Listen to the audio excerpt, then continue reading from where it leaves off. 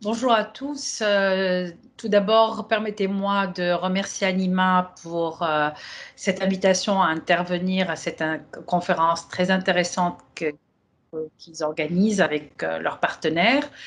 Je suis Douja Ralbi, je suis membre fondateur de la Connect, la Confédération des entreprises citoyennes de Tunisie, et membre du conseil d'administration.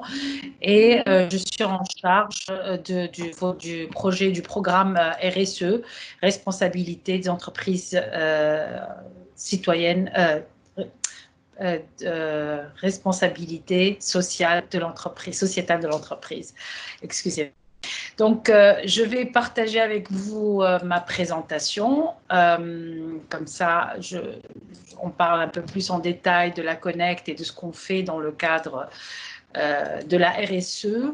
Donc, la Connect est une organisation d'employeurs qui rassemble des petites, moyennes entreprises et grandes entreprises tunisiennes et étrangères privées dans les régions et surtout le territoire tunisien.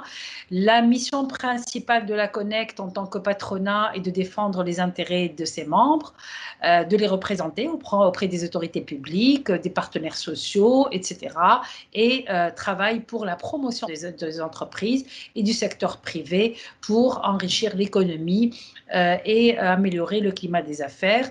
Et c'est une organisation, justement, comme son nom le porte, une organisation citoyenne caractérisée par sa vision citoyenne du rôle de l'entreprise et particulièrement son rôle avec l'environnement, sa relation avec son environnement, avec les parties prenantes et les employés. Alors, notre mission à la Connect, c'est justement de servir les entreprises, les entreprises et les sociétés, les corporates. C'est de privilégier le contact, avoir des contacts privilégiés plutôt avec les publics, les autorités publiques pour faire valoir nos propositions et nos recommandations, particulièrement pour le secteur privé, être un partenaire crédible dans le dialogue social et établir des plaidoyers et travailler avec le gouvernement sur le plan national et international sur des sujets importants au climat des affaires et à l'entrepreneuriat. Nous avons des valeurs bien entendu comme la transparence, la citoyenneté, l'engagement, la solidarité, la coopération, le respect et l'équité. Alors, quand on a démarré la Connect, on avait lancé la charte de l'entreprise citoyenne. À cette époque, on s'est adossé de la norme 26 000, qui est aujourd'hui non encore certifiable, mais qui englobe un petit peu tous les aspects. Elle ressemble et très proche de la RSE, et on s'est basé sur 4 axes stratégiques importants qui sont l'économique, le social, le sociétal, l'écologique et la bonne gouvernance. Et à l'époque, quand on a démarré la Connect en 2011, on partageait cette charte avec les membres qui devaient en rentrer pour qu'ils y adhèrent ou qu'ils la prennent en compte pour être actifs au niveau de la Connect. Un moment après, on avait travaillé sur la RSE, on avait travaillé avec Anima notamment, etc. On a d'autres partenaires avec l'API, avec les ministères, etc. pour lancer un label RSE qui stimule les entreprises et les aide à s'inscrire dans une dynamique d'amélioration continue et les encourager à avoir une vision globale, une stratégie RSE au sein de leur stratégie d'entreprise, car on croyait fortement que ça avait un impact direct sur leur positionnement, mais surtout sur leur pérennité, sur leur vision des choses et sur la durabilité de leur projet. Pour nous, la RSE, elle est motivée par la compétitivité, comme je l'ai dit, mais aussi par philanthropie. Et pour nous, c'est du volontariat. On souhaite que l'entreprise soit volontaire à venir vers le label et vers la RSE pour faire ce qu'on dit self-regulation, pour réguler un peu leur activité, mieux l'organiser. Et nous menons des activités depuis la création du label, on mène des activités pour promouvoir la RSE et pour aider les entreprises à avoir une stratégie RSE dans leur stratégie d'entreprise. On travaille aussi sur le plaidoyer sur la RSE. On travaille sur aider les entreprises à renforcer leur compétitivité et sur leur durabilité. Et on essaie de faire de manière à ce que on cherche les moyens, des ressources pour aider les entreprises à être accompagnées pour avoir le label, parce qu'il quand même il y a toute une phase d'accompagnement que je vais vous expliquer plus tard pour accéder, pour être labellisé. Alors, on s'est basé, quand on a créé le label RSE Tunisie, sur la Déclaration universelle des droits de l'homme. On s'est basé sur les conventions de l'ALO, sur l'ISO 26000, sur aussi l'ISO 26000, sur le global...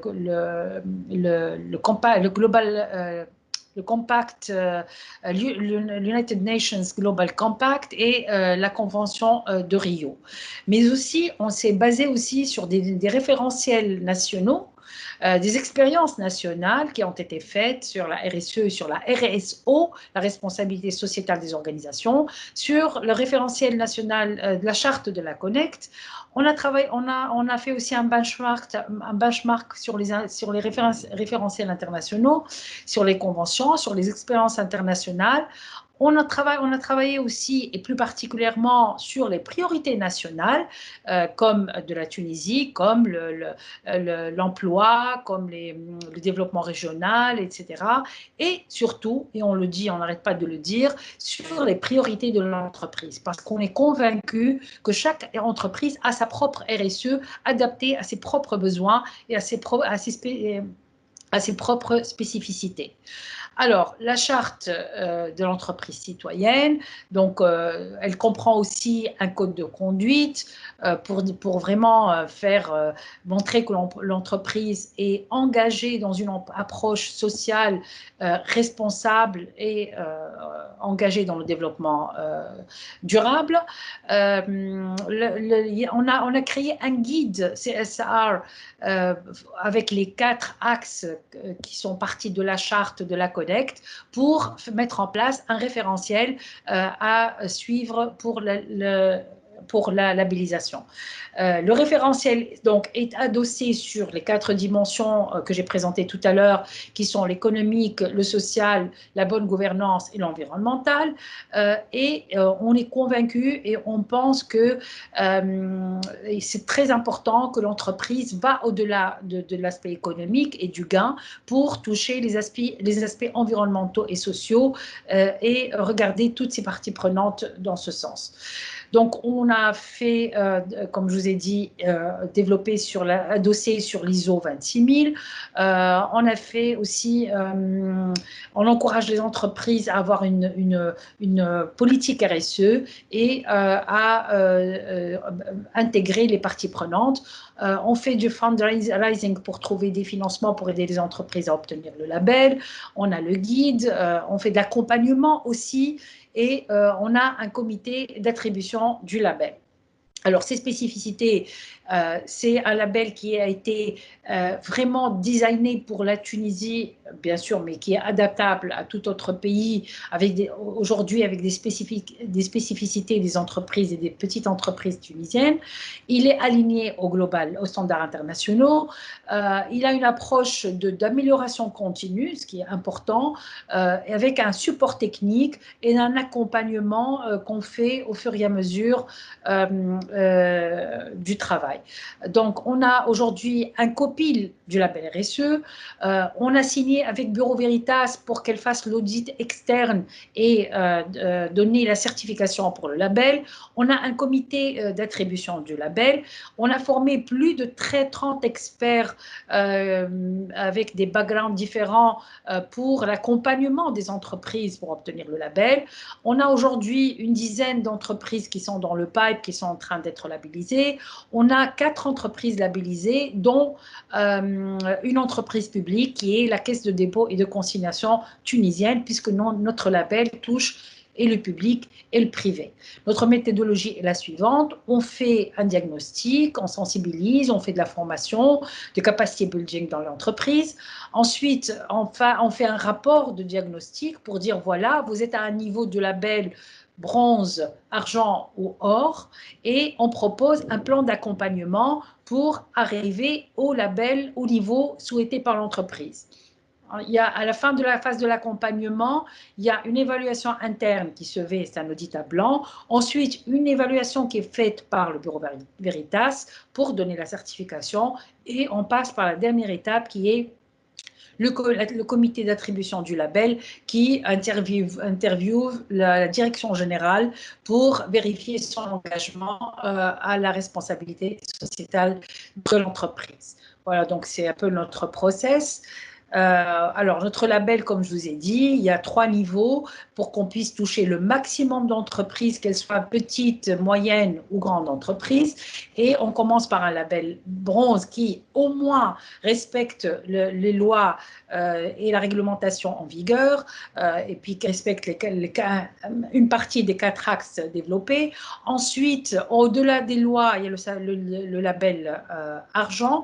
Et au final, on a le label or qui est en l'excellence en matière de responsabilité sociétale de l'entreprise.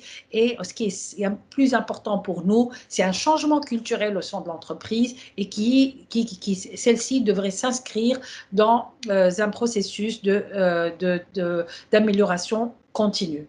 Alors, pour clôturer, on a lancé à 2 ans le prix Anon pour la promotion du co-développement par l'investissement responsable, avec plein de partenaires, dont Anima, la CDC, la FIPA, BPI France et l'API et Med21, qui priment 4 catégories d'entreprises: des investisseurs tunisiens en Tunisie, des investisseurs étrangers en Tunisie, des investisseurs tunisiens en Afrique et des investisseurs tunisiens dans une région en voie de développement et qui ont un axe fort RSE dans leur stratégie d'entreprise, avec un impact de leur investissement, un impact positif de leur investissement.